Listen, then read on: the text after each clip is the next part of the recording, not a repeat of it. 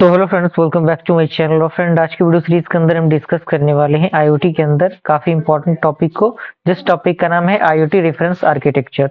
Okay, इसको deep में समझेंगे। तो आईओटी की प्लेलिस्ट को आप एक्सेस कर लीजिएगा। प्लेलिस्ट का जो लिंक है वो आपको नीचे डिस्क्रिप्शन बॉक्स में मिल जाएगा, आप वहां से उसे चेकआउट कर सकते हैं। आइए स्टार्ट करते हैं। पॉइंट इसमें सबसे पहला पॉइंट कह रहा है कि IoT reference architecture is a conceptual framework that provide a high level architecture to design, develop and implement internet of things system.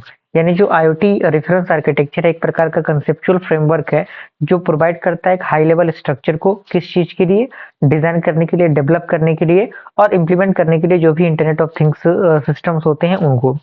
अगला पॉइंट कह रहा है कि typically outlines the components, layers and interaction between devices, networks, data storage and analytics platform that work together to create an IoT solution. यानी ये typically outline करता है component को, लेयर को और इंटरेक्शन को जो भी डिवाइसेस के बीच में होती हैं, नेटवर्क के बीच में होती है, स्टोरेज के बीच में होता है, और analytical platform that work together to create an IoT solution, जो कि आईओटी सॉल्यूशन को क्रिएट करने में मदद करते हैं।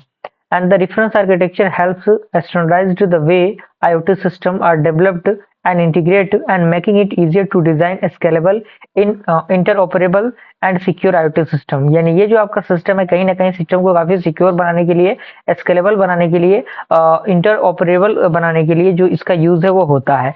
अब यहाँ पे कह रहा है कि hairs an overview of IoT reference architecture often represented in the layered model। यानी layered model के अकॉर्डिंग IoT reference जो आर्किटेक्चर है वो यहाँ पे डिस्क्राइब किए गए हैं। तो यहाँ पे फॉलोइंग लेयर्स हैं, जिसमें सबसे पहला लेयर आपका है परसेप्शन लेयर, जिसे हम लोग डिवाइस लेयर भी कहते हैं। तो इसका रूल है, रूल के बाद कंपोनेंट है और इसके अंदर जो पॉइंट्स है वो दिए गए हैं। तो रूल क्या है, इसके अंदर कह रहा है कि the perception layer is where sensors are and actuators are located. यानी जो परसेप्शन लेयर होते हैं वो लेयर होते हैं जहाँ पे जो सेंसर और एक्वेटर्स जो होते हैं वो लोकेटेड होते हैं। And these devices collect data from the physical environment और एक्ट ऑन इट। यानी ये जो डिवाइसेस होते हैं वो कलेक्ट करते हैं डेटा को एक फिजिकल इन्वायरमेंट से और उसको एक्ट करते हैं। And this is a layer responsible for sensing and interacting with the real world। यानी ये चीज क्या करता है, चीजों को रियल वर्ल्ड से इंटरेक्ट करने में मदद करता है। कंपोनेंट की हम बात करें तो इसमें सेंसर्स आते हैं जो कि जिसमें इसका यूज होता है, एक्वेटर में इसका यूज होता है, एज डिवाइसेस में यूज होते हैं। सारे पॉइंट्स यहाँ पे दिए गए हैं, सारी चीजें दी गई है।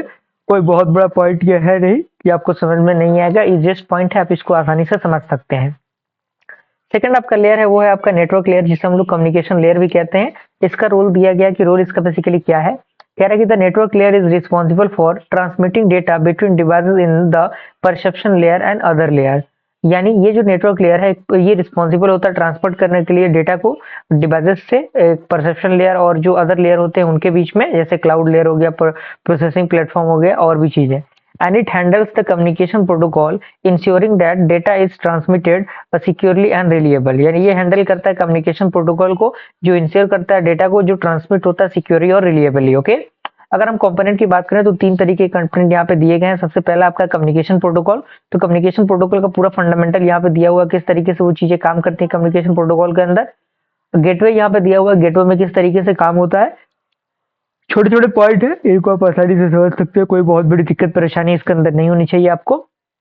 थर्ड आपका है एज लेयर, जिसे हम लोग एज कंप्यूटिंग भी कहते हैं। तो इसका रोल बेसिकली क्या होता है, तो इसमें कह रहा है कि this layer is responsible for local processing and data analytics at or near the device level of an use edge device like gateway, micro controllers or local server. यानी ये जो लेयर होता है वो रिस्पॉन्सिबल होता है लॉजिकल प्रोसेसिंग के लिए और डेटा एनालिटिक्स के लिए, जो कि नियरर डिवाइस के लिए यूज होता है। और ये काफी यूजफुल होता है जैसे गेटवे के लिए, माइक्रो कंट्रोलर के लिए और लोकल सर्वर के लिए। And this helps to reduce latency, यानी जो भी लेटेंसीज होती हैं उनको रिड्यूस करने के लिए, बैंडविड्थ को मैनेज करने के लिए, and offload the burden from the centralised cloud server.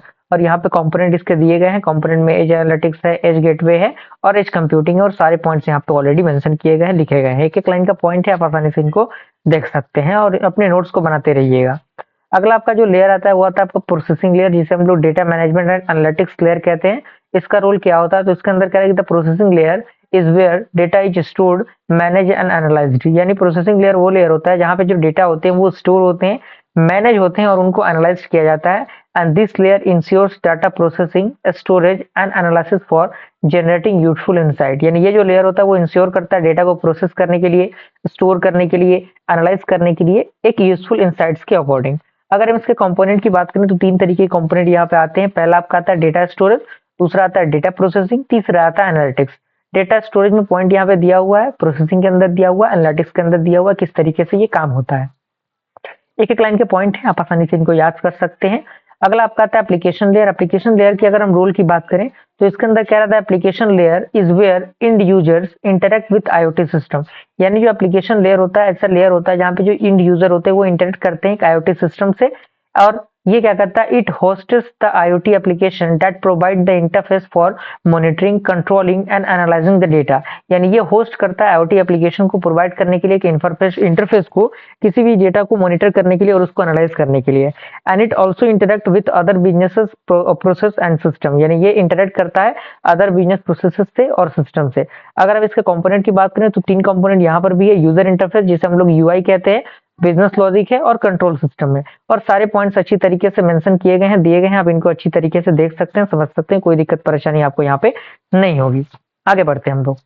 6 आपका क्या है, बिजनेस लेयर है। बिजनेस लेयर में आपके सामने रोल दिया हुआ है, तो इसके अंदर क्या रहता है, business layer focuses on how the IoT system serves business model needs. यानी ये जो बिजनेस लेयर होता है वो फोकस करता है कि आखिर कैसे आईओटी सिस्टम जो है वो सर्विस बिजनेस नीड को फुलफिल करता है। And it encompasses strategic decision, value generation, system management and policy enforcement. यानी जो भी स्ट्रेटजी होती है, जो भी वैल्यू जनरेशन होता है, सिस्टम मैनेजमेंट होता है, इन सारी चीजों को प्रेडिक्ट करने के लिए ये चीजें यूज की जाती हैं। And this layer ensure that the IoT system align with the organisational goal. यानी जो भी ऑर्गेनाइजेशन का गोल होता है उसको अलाइन करने के लिए इसके लिए इसका यूज होता है। कंपोनेंट भी यहाँ पे दिए हुए हैं, 3 तरीके के हैं। पहला आपका है business model, business process management and compilation and governance. Okay, अब यहाँ पे उसका जो डायग्राम है, यहाँ पे डायग्राम दिया हुआ है और ये अलग क्वेश्चन का था, इसको हम लोग अगले वीडियो के अंदर डिस्कस कर लेंगे, जो कि हमारा आईओटी रेफरेंस आर्किटेक्चर डायग्राम है, और उसको हम लोग अच्छी तरीके से समझ लेंगे। फिलहाल ये इसी के अंदर हो सकते हैं कि क्योंकि देखिए सारे लेयर्स इसी के अंदर है, तो क्योंकि इसी का पार्ट है तो इसको इसी यहीं पर हम लोग डिस्कस कर लेते हैं। लेयर आपको बना लेना है, business layer, application layer, middleware layer and network layer and physical layer. सारे लेयर्स आपको स्टेप बाय स्टेप बनाने हैं। ये फिगर बनाने की जरूरत नहीं है, बस आप नाम लिख लेंगे तो काम हो जाएगा आपका। की कंसंट्रेशन की हम बात करें जो कि आईओटी डिफरेंस आर्किटेक्चर के अंदर आता है, सबसे पहला आपका आता है सिक्योरिटी। और सिक्योरिटी के अंदर 2 पॉइंट्स लिखे गए हैं, काफी इजी पॉइंट्स हैं, आप इनको आसानी से समझ सकते हैं। सेकंड आपका आता है इंटर ऑपरेबिलिटी, इसके अंदर भी 2 पॉइंट दिए गए हैं, और स्केलेबिलिटी है, इसके अंदर भी पॉइंट आपका दिया हुआ है। फोर्थ आपका है डेटा एनालिटिक्स, इसके अंदर पॉइंट दिया हुआ है। और फिफ्थ आपका जो लास्ट है वो है आपका एनर्जी इफिशिएंसी। ये हमारा क्या था, की कंसिडरेशन था जो कि आईओटी रेफरेंस आर्किटेक्चर का होता है। कंक्लूजन की हम बात करें, फाइनल कंक्लूजन क्या है एट द लास्ट पॉइंट, ये बातें आपको याद होनी चाहिए कि जो आईओटी रेफरेंस आर्किटेक्चर होता है that helps define the components, layer and interaction that make us an IoT solution. यानी जो भी आईओटी सॉल्यूशन होते हैं उनको काफी बेहतरीन बनाने के लिए, उनके कंपोनेंट को, उनको लेयर को अच्छी तरीके से बनाने के लिए जो आईओटी सॉल्यूशन होता है उनको प्रोवाइड करने के लिए इस आर्किटेक्चर का यूज किया जाता है। And it enables standardised approach to designing, implementing and integrating of IoT system, ensuring that they are scalable, secure and capable of delivering the valuable insight. Okay, और यहाँ पे by the following architecture, यानी जो भी आपको architecture मैंने अभी बताया वो सारे आर्किटेक्चर क्या करेंगे, can move effectively build to IoT application that can handle diverse requirement and across the industries. Okay, video पसंद है लाइक जरूर कीजिएगा, मिलते हैं अगली वीडियो में, तब तक के लिए थैंक यू।